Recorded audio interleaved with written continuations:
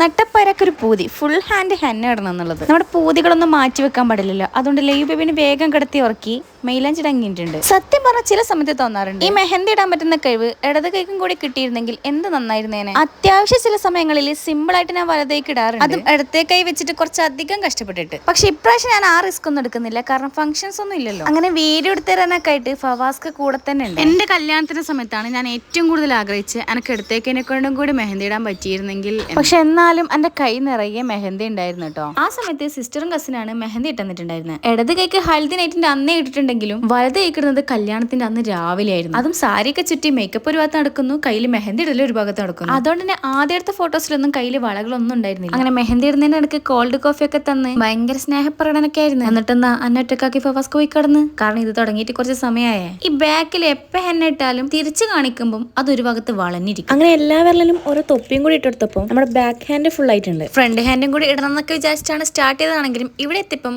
മടി പിടിച്ച്. ഇങ്ങനെ കൈ നിറയെ മെഹന്തി കാണുമ്പോൾ ഒന്നുകൂടെ കെട്ടാൻ പോകുന്നോ. വേറെ ആരില്ലട്ടാ, ഒന്നുകൂടെ ഫവാസ്കാനെ തന്നെ കെട്ടുന്ന കാര്യം പറഞ്ഞത്. ഞാൻ വലിയ മെഹന്തി ആർട്ടിസ്റ്റ് ഒന്നുമല്ല. ആ ഒരു കണ്ണിലിട്ട് നോക്കിയിട്ട് നിങ്ങൾ പറ ഇത് രസമുണ്ടോ രസമില്ലേ. അപ്പൊ ഇനി പെട്ടെന്ന് പോയി കടന്നുറങ്ങട്ടെ. അപ്പൊ ഓക്കെ, അടുത്ത വിശേഷമായി വീണ്ടും കാണാം. ബൈ.